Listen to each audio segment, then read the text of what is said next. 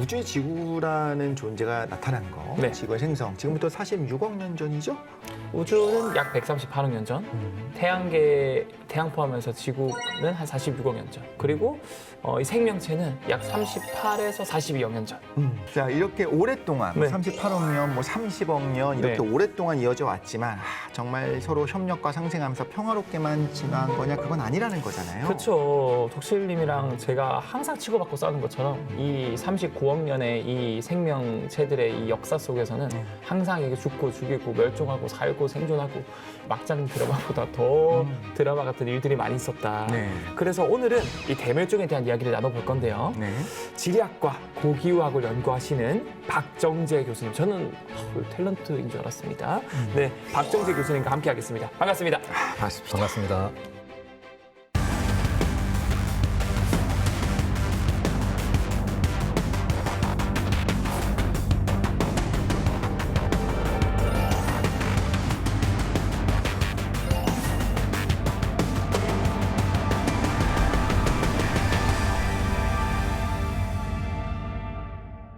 여러분 인류세라고 하는 이야기를 들어보셨을 겁니다. 뭐 로봇세처럼 그건 세금이 아니고 새로운 우리가 이거 새 말하고 아닌가요? 그 세도 아니고 어입니다. 아, 어이. 그래서 뭐 하지만 세금처럼 무겁게 받아들여야 되는 주제가 아닌가. 즉 인류가 지구를 바꾼 시대, 어떤 시대의 이름으로 인류세라고 할 수 있는 거죠. 네, 사실 인류세가 아직 뭐 공식화되지는 않았는데요. 네. 우리가 지지시대의 이름에 네. 보통 세라는 그 어미가 붙는 거죠. 저 들어본 것 같아요. 네. 에오세 이런 거. 에오세. 맞아요. 그래서 에오세. 루이 14세, 그냥 그 지금, 무시하시면 예, 예. 됩니다. 14살짜. 뭐 다시 본론으로 돌아가서 네. 지금 우리가 살고 있는 이 시기를 홀로세라고 얘기를 하고 홀로 사니까요. 아, 네, 맞아요. 그 전에 네. 추웠던 빙하가 많았던 플라이소세라고 얘기하고 아. 그 전에 좀 따뜻했던 시기를 플라이오세 뭐 이런 식으로 플라이어세. 지지시대가 구분이 돼 있고 각각의 이름이 붙어 있는데 네. 과거의 지지시대는 뭔가 그 구분을 하는 데 있어서 생태계에 큰 격변이 있었을 때 그걸 기준으로 해서 다 나눴단 말이에요. 지지시대는. 환경이 크게 변했을 때. 그렇죠. 뭐 갑자기 멸종률이 확 올랐다든가 네, 아니면 네. 갑자기 종다양성이 확 증가했다든가 네. 이런 식으로 생태계에 큰 변화가 있었을 때를 기준으로 해가지고 지지시대를 구분을 했는데 네. 그 구분에 있어서 가장 많이 활용된 게 대멸종이죠. 네, 대멸종 시기가 있었던 그때는 항상 지지시대가 바뀝니다. 네. 근데 지금도 그 과거의 생태계 격변에 준하는 어떤 굉장히 큰 격변이 지금 이 시대에 일어나고 있다. 근데 원인이 다르다 이거죠. 과거의 그런 지시대 구분의 생태계 격변은 네. 자연적으로 일어난 과령 화산 폭발이나 아니면 운석 충돌이나 이런 것들에 의해서 생태계에 큰 변화가 있어가지고 지시대로 구분을 했다면 네. 지금 인간이 인위적으로 뭐 농경이나 뭐 이런 것들을 하면서 생태계를 건드렸는데 네. 지금도 건드리고 있죠. 그 과정에서 엄청나게 많은 변화가 일어나고 있고 기후 변화, 그 다음에 생태계의 종다양성 감소 이런 여러 가지 부작용들이 일어나고 있어서 그거에 대한 경각심을 갖자는 측면에서 인간이 영향을 미치고 있는 이 시대를 인류세라고 새로운 지지시대로 명명하자. 그래서 이거를 대중들한테 알리고 지금 우리가 얼마나 큰 잘못을 저지르고 있는지 경각심을 갖자. 경각심을 갖자. 그런 측면에서 제시를 했는데 이게 아무래도 지질학자들이 지금까지 해온 지지시대를 구분했을 때 그 기준이 있잖아요. 네. 그 기준에 맞지 않는다고 생각을 했는지 작년 3월인가 4월에 공식화 투표에서 부결이 났습니다. 학자들끼리 이제 의견이 안 맞은 거죠. 이유는 뭘까요? 부결의 이유는 중에? 뭐 지금 인류세의 시작을 20세기 중반 정도로 보고 얘기를 하자는 건데 지금 그래봐야 70년 전부터 시작이 됐다고 하는 거니까 이거는 우리가 뭔가 새롭게 지시대가 나타났다라고 구분을 할 게 아니고 네, 후대의 미래의 학자들이 맡겨야 된다. 나중에 보고 여기서 큰 변화가 있었는데 여기를 지시대를 구분을 하는 게 맞겠다 생각을 한 거죠. 네, 그래서 맞다. 하지만 지금 문제가 큰데 크다. 개몽을 해야 되니. 그렇죠. 지금 뭐 이게 과학적인 그런 기준에 안 맞는다고 해서 공식화를 못 하겠다고 하는 거는 너무 무책임한 거 아니냐 이런 식으로 인문사회 과학자들이 좀 불만을 많이 표현을 했는데 뭐 투표는 끝났으니까 그럼 그 중간에 걸쳐 계시는 교수님의 공식 의견은 무엇인가요? 저는 당연히 자, 서울대 공식 의견입니다. 서울대 공식 의견은 아니고 인류세가 근거가 좀 부족한 건 맞지만 과학적으로는 지금 우리가 살고 있는 이 시대가 이렇게 망가져 가는데 이거를 어떻게든지 대중들한테 명확하게 현실을 알리려면은 뭔가를 해야 되고 그 중에 하나가 인류세라는 새로운 시대의 명명이 아닌가 저는 그렇게 개인적으로 생각하고 있습니다. 그렇지만 확실한 건 인류세라고 하는 것이 인간이 이 정도 인류가 지구에게 지구 환경에 이만큼 영향을 끼칠 정도로 주도적인 거야 하고 어깨 으쓱할 건 아니고 좀 대멸종의 원인이 돼 있고 거기에 그렇죠. 피해를 고스란히 받을 집단이다까지는 이제 좀 다 이제 동의하고 가는 것 같아요. 맞습니다. 근데 그렇게 하려면 우리 후대 한 20만 년, 30만 년 후에 딱 봤을 때 저건 진짜 뭔가 크게 변했다라고 느껴질 정도로 땅을 파봤을 때 갑자기 확 변하는 지층의 변화가 있어야겠네요. 그렇죠. 지금 그럴 거라고 보는 거죠. 그래서 뭐 알루미늄, 콘크리트, 아스팔트, 플라스틱 이런 것들이 원래 없다가 갑자기 우리가 살고 있는 이 시대부터 막 두껍게 전 세계적으로 쌓여 있을 테니까 미래 학자들이 봤을 때 이거는 분명히 뭔가 큰 변화가 있다. 그 원인은 인간이다라고 얘기를 하겠죠. 그리고 또 어제도 제가 집에서 아들하고 치킨을 먹었는데 네. 네. 엄청나게 많은 닭을 먹고 있잖아요. 전 세계인들이. 그렇죠. 네. 그래서 매년 600억 마리 이상이 그 소비가 된다는데 닭만. 네. 그 닭뼈 엄청나게 많이 쌓일 거고 그다음에 소뼈, 돼지뼈 이런 것들도 다 원래 없던 것들이 갑자기 맞아요. 쌓여서 그게 화석화되면 오랫동안 또 남으니까. 진짜 한 10만 년, 20만 년 뒤에 우리 살았던 시대 파보면 막 불닭볶음면 봉지 엄청 많이 나올 것 같고. 그렇지. 네. 또 우리가 그 핵 개발을 하면서 그렇게 많이 핵실험을 했잖아요. 네. 아마 갑자기 방사성 원소가 확 올라간 것처럼 보일 수도 있을 것 같아요. 1950년 즈음이 그렇죠. 그치. 그런 걸 그때 생각해보면. 핵폭탄 실험을 많이 했거든요. 네, 그래가지고 뭐 세시즘이나 뭐 이런 것들이 농도가 확 올라갑니다. 그때 그 전까지 전혀 없던 게 플라토늄도 그렇고. 플루토늄. 누군가 볼 때는 외부에서 충돌해서 뭐가 들어왔나 했겠지만 우리가 이 정도로 대단합니다, 여러분. 지구 환경 이렇게 변화시키고 있습니다. 근데 문제는 이거예요. 6번째 대멸종이 그럼 자연스럽게 어차피 언젠가 멸종이라는 것은 오고 그래야 지질시대 구분이 되는 게 아닌가라고도 생각할 수 있겠지만 네. 학자들이 이런 얘기를 하더라고요. 기존이랑 비교도 안 되게 굉장히 빠르다. 뭐 수십 배 빠르다고 하더라고요. 그러니까 우리가 5번의 대멸종이 과거에 있었는데 네. 그 멸종을 보면은 대부분 수백만 년에 걸쳐서 일어나거든요. 네, 그러니까 엄청나게 긴 기간 동안에 일어났는데 그럼 공룡도 빵 맞고 오. 다 죽은 게 아니에요? 그것만 제외하면 그 백악기 대멸종이죠. 백악기 대멸종은 사실 운석이 충돌을 해가지고 갑자기 핵겨울 같은 그런 상황이 돼서 온도가 떨어지면서 파충류가 멸종이 된 건데 그럼 몇 년 안에 일단 몇 년, 식물부터 뭐 시작해서 수천 년 안에 이렇게 일단 파충류가 거의 전멸 상태에 지질학자 갔다. 입장에서 수천 년이 짧은 거구나. 너무 짧은 거죠. 네, 찰나, 굉장히 짧은 찰나. 거죠. 그거하고 지금 우리가 인간이 일으키고 있는 그런 멸종 행위를 비교했을 때 인간에 의해서 멸종률이 굉장히 빠르다. 빨라지고 있다는 거죠. 우리가 기본적으로 베이스라인이 있습니다. 네. 모든 동물들, 식물들은 멸종을 하니까 언젠가는. 그렇죠. 네. 그래서 베이스라인이 있다는 얘기는 매년 꾸준히 멸종되는 종들이 있는데 그거와 비교했을 때 굉장히 빠른 속도로 지금 멸종률이 올라가고 있다. 그 원인은 자연일 수 없는 거고 네. 인간에 의한 것일 수밖에 없다라는 것이고요. 교수님 근데 혹시 대멸종 중에서 약간 지금과 비슷한 패턴의 양상을 보이는 대멸종 있나요? 그러니까 지금 학자들이 보기에 페른기 대멸종하고 네. 그 다음에 트라이어스기 대멸종이 비슷하지 않았을까. 그러니까 아. 비슷하다는 거는 멸종의 규모 이런 게 비슷하다는 게 아니고 멸종의 원인이 이산화탄소 급증이거든요. 결국은 또 페른기 대멸종은 사실은 과거 5번의 대멸종 가운데 가장 규모가 컸던 대멸종입니다. 96%가 맞아요. 90% 이상이 멸종이 됐고 가장 큰 원인은 시베리아의 화산 지형인데 이렇게 계단형의 지형이라고 저는 알고 있는데 거기서 큰 화산이 많이 터진 거예요. 초화산이 막. 빡. 와, 네네네. 약간 옐로스톤 국립공원. 그렇죠. 네, 그런 거랑 비슷하죠. 그래가지고 이산탄소가 많이 방출이 되니까 온도가 급격하게 올라가고 대기 온도가 오르니까 바닷물의 같이 온도도 올라가고. 같이 네네. 올라가는 거죠. 열이 들어가니까. 네. 근데 이 바닷물의 온도가 올라가게 되면은 산소가 빠져나옵니다. 산소도 빠져나오고 이산탄소도 다 빠져나오는데 대기 이산탄소 농도가 워낙에 많으니까 이산탄소는 다시 들어오고 바다 산성화 문제도 심각해졌고요. 산소가 빠져나오니까 어떤 데드존이 만들어지는 거죠. 숨을 못 쉬는 생물은 거네요. 다 죽어. 그렇죠. 해양 생물들이 살 수가 없는 그런 공간이 돼버리는 거죠. 그러니까 멸종률이 완전 치솟았죠. 90% 이상. 페른기가 그랬고 트라이어스기도 거의 뭐 75% 이상. 우리가 대멸종을 정의하는 데 있어서 기준이 되는 게 다양한 분류군별로 지질학적으로 짧은 시기 내에 75% 이상 멸종이 됐을 경우를 우리가 대멸종기라고 하거든요.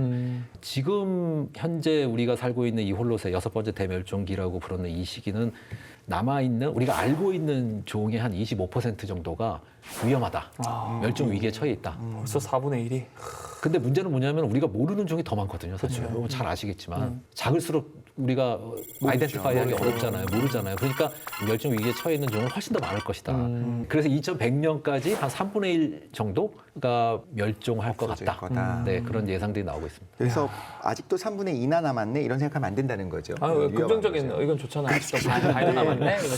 그런데 이건 궁금해서 네네. 사실 저도 이제 이건 정말 고민을 하는 문제예요. 네. 인간의 한 살이가 너무 적다 보니 네네. 100살을 살면서 1000년 뒤, 2000년 뒤까지 생각하기가 어려운 거예요. 내 자녀까지는 생각을 하죠. 네네. 1000년 뒤에 대해서는 뭐 그걸 위해서 내 불편을 감수하기 힘든 존재잖아요. 네네네. 그럼에도 불구하고 우리가 뭉쳐야 돼요. 네. 우리가 그래도 정말 바뀌어야 돼라고 얘기할 만한 네. 근거, 호소력 있는 뭔가 있어야 되거든요. 네, 그러니까 2100년이면은 사실은 지금 2025년이니까 올해 태어난 애가 75세 되는 네. 해예요. 그러니까 얼마 안 남았어요, 사실은. 그러네. 네, 75세면은 사실은 우리랑 가깝다고 봐야 되는 거거든요. 아이러니하게도 너무나 빠르게 기후가 변하니까 피부로 느껴지는 상황이 돼버렸네요. 그렇죠. 지금 2100년까지 한 2.7도, 2.6도까지 올라간다는 게 예상치거든요. 아이고. 근데 지금 이미 1.2도 정도 올랐는데도 우리가 막 몸으로 느끼잖아요. 맞아요. 기후가 완전히 달라졌구나. 이렇게 우리나라 막 느끼는데. 강릉에 가뭄 들고 광주에 그냥 스타벅스가 잠겨버리고. 네. 네. 근데 앞으로 1.5도 정도, 1.4도 정도가 더 오른다고 하면은 이게 더 문제가 심각해지겠죠. 근데 결국 과거에도 이런 온도나 기온 변화에 민감한 종이 주로 쉽게 타격을 받아서 멸종을 많이 했을 수 있겠네요. 그렇죠. 네, 아무래도 그랬을 것 같고요. 그러니까 민감하다는 거는 결국은 우리가 동물이나 식물이나 생태적으로 내성이 강한 것들이 있거든요.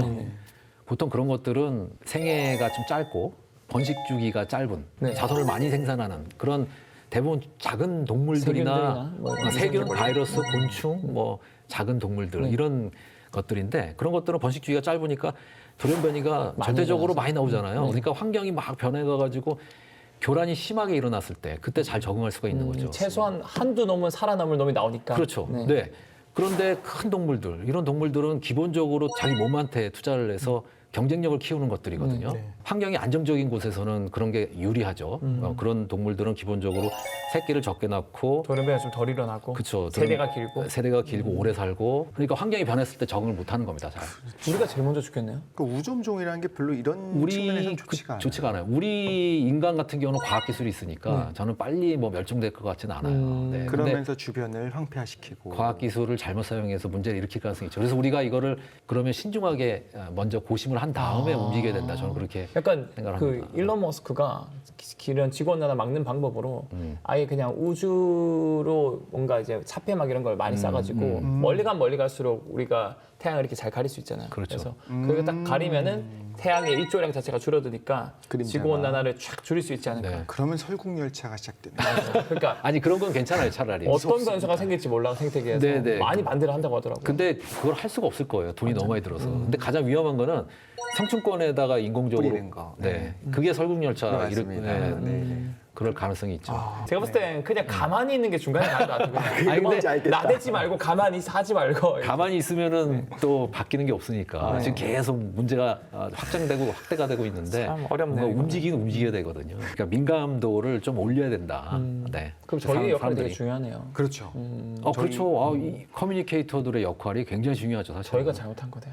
맞아, 네가 잘했 그러니까 제일 중요한 사람들이 제가 봤을 때는 교육자, 네, 그 다음에 기자들, 기자. 네, 그 다음에 여기 계시는 분들. 저는 약간 정말 중요합니다. 전 정책이라 생각해요. 정책.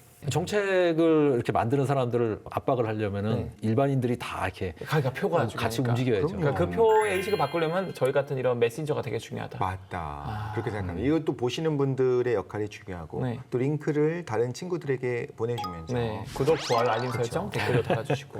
네. 자, 그런데 어쨌든 지금은 대멸종, 6번째 대멸종이 이름을 붙이긴 좀 그렇지만 진행된다는 것 자체에 대해서는 대부분 동의하시는 건가요? 아니면 그것도 좀 더 주고 봐야지 아닐 수도 있어라고 이것도 음모야라고 하는 분들도 당연히 있죠. 있어요. 네, 당연히 있죠. 네, 당연히 있고요. 신기하다. 네. 이 6번째 대멸종을 믿지 않는 사람들이 주로 하는 얘기가 너무 짧은 거 아니냐. 아까 인류세랑 비슷합니다. 우리가 20세기를 대가석 시대라고 얘기하는데요. 그때 인구가 확 증가를 하는데 네. 그 과정에서 멸종률이 늘어나는데 학자들이 보기에 20세기부터 멸종률이 늘어나는 것 같고 6번째 대멸종이라고 하기는 이건 완전히 초기 단계인데 그렇죠. 앞으로 어떻게 될지도 모르겠고 모르니까. 네. 6번째 대멸종은 과하다라고 얘기를 하거든요. 근데 대부분 보면은 농경이 시작되면서 많이 멸종이 일어난 건 맞는데 그 전부터 사실은 인간들이 사냥을 하면서 동물들도 많이 멸종을 했거든요. 특히 대형 포유류 같은 경우에 아메리카 대륙에서 많은 대형 포유류들이 멸종을 했습니다. 메머드나 메스토돈 그런 동물들이 인간의 과도한 사냥에 의해서 멸종이 됐다라고 얘기를 하니까 6번째 대멸종이 지금 여전히 초기 단계이긴 하지만 상당히 진행이 된 다음이다. 지금이 그렇게 네. 볼 수가 있는 거죠. 아니 그 녹색 세계사 책을 보면 이제 너무 인상 깊었던 게 네. 아니 과거에 수렵 채집할 때는 자연과 조화롭게 살 것처럼 느껴지잖아요. 근데 교수님 말씀하신 것처럼 다 죽이고 들어가니까 오버킬을 해요. 내 식량의 대상이 아니어도 죽이고 진짜 죽인다. 나한테 위협이 될 것 같아도 죽이고 그 죽이는 것 자체의 즐거움을 느끼는 종족이 아닌가. 폭력의 대상이 뭔가에 대해서 한번 생각을 해봤을 때 굉장히 인간들 내에서는 좀 협력적이면서 그걸 제외한 모든 종들에 대해서 배타적이지 않았을까. 정확합니다. 우리끼리만. 그러니까 지금까지 우리끼리. 인간 중심적으로 살아왔기 때문에 그런데요. 우리가 사실 근대의 20세기 초반까지만 해도 뭐 그냥 자연은 그냥 이용의 대상이었죠. 그렇죠. 개발하고 맞아요. 이용하고 뭐 망가져도 상관없이 살았던 거예요. 근데 20세기 중반 이후 지구 온난화가 이슈가 되면서 네. 이거는 정말 우리가 잘못 살았구나 지금까지. 그렇죠. 네. 네. 그래서 반성해야 된다 이런 식으로 문화가 점점 바뀌어가고 있습니다. 분위기가 바뀌어가고 있어요. 그 인류애란 말이 굉장히 무서운 말이네요. 그냥 인간만 좋아하는 인류애. 그렇죠. 네, 이제 그쵸. 거기서 탈피를 해야 돼요. 인류애가 사실은. 아니고 이제 생명애라던가 그렇죠. 지구애. 근데 저는 아무리 생각해도 결국 인간은 본디 이기적인 존재라서 저는 성악설을 믿거든요. 네, 네, 네. 저는 멸종할 것 같아요. 네. 저는 이걸 해결 못 할 것 같아요. 교수님이 봤을 때 어떻게 인간을 멸종할 것 같아요? 아니, 어떻게 당연히 이제 유토피아적인 얘기를 해야 되지만 그렇다고 우리가 무조건 그렇게 될 수는 없으니까 디스토피아적인 생각을 한다면 그치. 멸종이 어떻게 될 것 같은가 이건 너무 어려운 문제인데 뭐 자연적으로 멸종이 될 수도 있고 아니면은 사람이 잘못해서 멸종이 될 수도 있겠죠. 네. 생태계의 뭐 파괴, 파괴. 아니면 사실은 지구 온난화 때문에 바이러스 창궐의 맞아요, 강도나 맞아요. 빈도도 높아지고 있거든요. 그렇죠. 우리 영화에서 많이 보잖아요. 그렇죠. 네. 코로나 같은 거 정말로 강도가 센 게 하나 더 그렇죠. 오면 뭐 위험할 수도 코로나도 있죠. 저희 전혀 상상도 못했는데 그렇게 빠르게 몇십억 명이 그렇죠. 그러니까요. 네. 많이 죽었잖아요. 문명이 흔들리는 일들이. 네, 근데 그것도 생태계를 자꾸 건드리고 서식처 교란하고 뭐 이런 거랑 관련이 있다고 학자들이 보고 있거든요. 네. 바이러스가 예전보다 훨씬 자주 창궐을 하고 있으니까 네. 네, 그 원인이 인간의 과도한 토지 이용과 관련이 있다. 근데 만약에 빠른 시간 내에 인간이 멸종을 한다면 AI 때문에 인공지능 멸종이 때문에. 할 것 같다는 생각이 좀 들고요. 최근에. 저는 약간 낙관론으로 인공지능과 인공지능이 결합된 피지컬 AI 로봇이 결과적으로 이걸 해결해 줄 것 그리고 같다는 인간이 아닌 것 같아요. 저는 그거는. 아. 네, 다른 뭔가 트랜스 휴먼 뭐 이 정도로 표현을 해야겠죠. 나중에 호모사피엔스는 아닐 것 같아요. 미래에 그 초지능 AI가 우리 방송을 모니터링하고 누굴 없앨 것인가 할 때 교수님이 먼저 없어질 가능성이 있어요. 저는 AI 편을 들겠습니다. 저도요. AI님 잘 부탁드립니다. 네. GPU 제가 많이 살았습니다. 사실 과거를 보면 네. 멸종이라고 하는 것이 정말 뭐 전 지구적인 종말이 아니라 새로운 종이 또 나타나게 되잖아요. 그럼 인류가 사라진다면 분명히 지구에 새로운 종이 출현해서 우점종이 될 텐데 우리가 누구를 위해 자리를 비켜줄 각오가 되어 있는가? 예, 각자 다음 세대의 어떤 지배종 후보를 세워보면 좋겠어요. 제가 먼저 이거 첫 번째 하는 게 제일 쉽습니다. 네. 생각해 보자면 제 생각에는 지혜로운 문어의 작은 버전인 주꾸미다. 주꾸미가 살아남아서 문어는 크니까 죽을 것 같고 주꾸미가 네. 살아남아서 얘가 진화하면서 방산진화하면서 뇌를 이렇게 크는 방향으로 이렇게 진화하는 차세대 문어가 우점종이 되지 않을까. 그들을 위해서라면 좀 비켜줄 수 있습니다. 근데 바다에 사는데 우점종이 될 수 있을까요? 그냥 내륙에도 우점종이 있어야 될 것 같은데. 그들이 너무 똑똑해서 개발해서 올라오는 네, 거죠. 올라올 수 있을 거다라고 저는 생각합니다. 인간에 의해서 억제됐었는데. 그렇지. 인간 때문에 못 오는 거였어. 가끔씩 문어들 막 돌아다녀요. 지구의 70%가 바다니까. 그렇지. 교수님, 견제가 만만치 않습니다. 그럼 교수님의 생각을 한번 들어볼까요? 아, 저부터요? 그 엑소님의 생각을 먼저. 저는 일단 공간의 활용을 잘하면서 똑똑한 이런 이제 까마귀나 아니면 앵무새 회색 응모 이런 친구들이 실제로 뇌는 크기는 작지만 그 안에 뇌세포는 굉장히 집약적으로 돼 있어요. 그래서 원숭이보다 오히려 뇌세포가 많대요. 그래서 어쩐지 굉장히 똑똑하더라. 똑똑하기 때문에 아마 우점종이 될 수 있지 않을까. 심지어 까마귀. 날 수 있으니까 까마귀라든가 뭐 이런 앵무새라든가. 그리고 생물의 개념을 좀 더 확장시킨다면은 네. 결국 인공지능이 탑재된 그런 안드로이드 로봇들 그런 로봇들이 결국 뭐 온도나 환경에 크게 제한을 안 받으니까 아무리 기후 변화가 도 살아남을 것 같거든요. 그 친구들이 모든 지구를 지배하면서 살지 않을까. 까마귀와 친구가 돼요. 네, 지구가 되어서. 네. 일단 안드로이드 로봇과 까마귀를 네. 이야기했습니다. 안까. 안까. 자, 교수님 어떻습니까? 그 바퀴벌레 아니면 쥐일 것 같은데 바퀴벌레 아니면 쥐일 것 같은데 이런 동물들은 어떤 환경하에서도 적응해서 살 수 있는 생태적으로 내성이 강한 것들이기 때문에 이 멸종이 일어났을 때 분명히 그 생태적인 우리가 흔히 적소라고 얘기하잖아요. 니치가 많이 비게 될 텐데 그 비어있는 니치로 바퀴벌레나 쥐 같은 것들이 쭉쭉쭉 들어가면서 엄청나게 빠른 속도의 진화를 일으킬 거고 그러면서 다양한 종류의 바퀴벌레, 다양한 종류의 쥐, 상상하기 스마트폰을 쓰는 바퀴벌레. 싫다. 그래서 지구를 그런 우리가 싫어하는 그런 동물들이 덮지 않을까 네. 그런 생각이 드는데요. 생각해보니까 지금도 걔네들은 우리 자리에 침투하려고 되게 호시탐탐 노리고 있어요. 딱 집에 한 마리 보이면 거기 몇백 마리 숨어 있는 거잖아요. 완전 공격적이에요. 그렇잖아요. 바퀴벌레에게 왕좌를 내주지 않기 위해서는 주꾸미가 낫지. 네, 쭈꾸미한테 내주지 않기 위해서 우리가 잘해야 된다. 잘해야 된다. 네. 생각이 듭니다.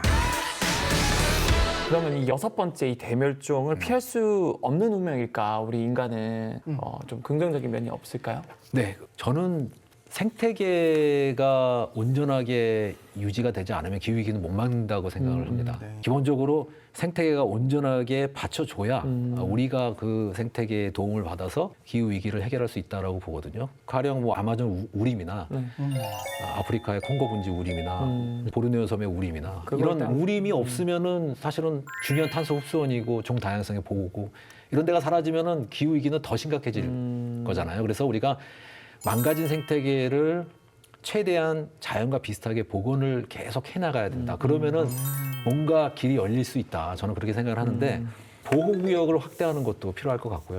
자연보호구역. 근데 이것도 보면은 자연보호구역을 무작정 확대하기는 어렵죠. 사람들도 살아야 되니까. 그래서 결국은 사람들이 주로 하는 게 조그맣게 만들어가지고 생태 통로 같은 걸로 연결시키고 뭐 이런 식으로 이제 만든단 말이에요. 근데 그거는 효과가 너무 적다. 크지 않아요. 그래서 뭔가 종 다양성을 정말로 높이고 싶으면은 생태 보호 구역을 조금 크게 만들어야 된다. 약간 국제 협약이나 뭐 람사르 협약 뭐 이런 것처럼. 네, 선진국에서 적극적으로 재정적으로 지원을 해줘야 됩니다. 그렇죠. 거기서도 그 나무 팔아서 살려고 하고 자기들도 이제 거기 공장 살아야 짓고 되니까. 싶은데 야 너희들은 아름다운 자연이 있잖아 유지해라고 하면서 네. 그거에 대해서 그럼 대응하는 무언가 주지 않으면 그렇죠. 너무 네. 못된 말이죠. 그 네, 말은. 네. 또 이제는 약간 그 국가 이기주의라고 해야 되나? 아, 예, 그렇죠. 파리 기획 해놓고 또 엄청 큰 미국이나 이런 데서 또 그냥 협약을 탈퇴해버리고 일단 자국 우선주의. 그렇죠. 우리나라가 일단 먼저 살아야 된다. 네. 그러니까 세세하게 보면 그들도 힘들거든. 사실 맞아요. 이유는 다 있어. 그들도 힘들고 힘든 그들도 이유는 가졌던 거가 네. 이제 좀 잃어버리고. 자본주의죠. 자본주의 때문에 그게 극복이 안 되는 거죠. 그럼 어떻게 해야 되는 겁니까, 교수님? 아, 그러니까 사실 여기서 말하는 선진국에 이거는- 대한민국도 꼭 들어가요. 우리도 선진국이고 네. 우리가 1인당 배출하는 탄소량도 굉장히 높단 말이에요. 정답이 네. 없지만 그거에 대해서 이제 최선의 방법을 도출해내는 게 중요한데 그러니까 너무 성장이나 경쟁 일변도로 가면은 이거는 앞으로 더 문제가 심각해질 가능성이 있으니까. 그러니까 체제를 바꿔야 된다. 아니요. 그런 건 아니고. 사회주의, 왕권으로 공산주의. 아니야. 그런 건 아니고. 황제? 뭔가 생각 자체를 사람의 생각이나 사회 가치가 좀 변했죠. 문제는 뭐냐면은 변화 속도거든요. 네, 지금 속도죠. 변화 속도가 너무 빠르기 때문에 사람도 힘들고 동식물도 힘든데 생태계가 이렇게 우리가 보존을 잘해줘가지고 생태계가 딱 버티고 있으면은 기후 변화 속도가 완화가 되고 그럼 생태계가 거기에 잘 적응하면서 생태계가 오히려 강건해질 수가 있고 그러면은 사람들이 생태계 도움을 얻어가지고 오랫동안 지속 가능하게 거주 가능한 공간에서 지구에서 동식물하고 공생하면서 살 수가 있는 거죠. 그렇죠. 네. 그래서 우리가 6번째 대멸종이라고 부르는 거는 미래에 더 상황이 악화되는 것을 막기 위한 우리의 자구책에 그렇게 보고 충분히 막을 수 있는 그런 시간적 여유는 있다라고 생각을 합니다. 네.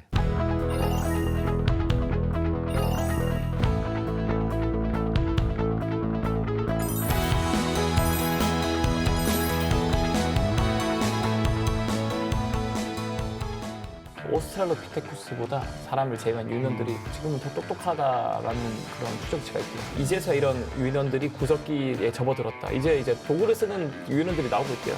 무시하면 안 돼. 무시하면 안 돼. 지금 빨리 다 없애. 그러니까 호모사피엔스가 좀 빨랐을 뿐이지 우리가 멸종한다면 다른 유인원들이 그거를 다시 밟아서 올라가지 않을까. 이대로 2만 년 지나면 이런 애들 나타나는 그렇죠. 네. 다 우연에 의해서 뭔가 우연한 계기가 거죠. 있으면은 어떤 다른 침팬지가 갑자기 인간같이 그렇게 진화가 될 수도 있죠.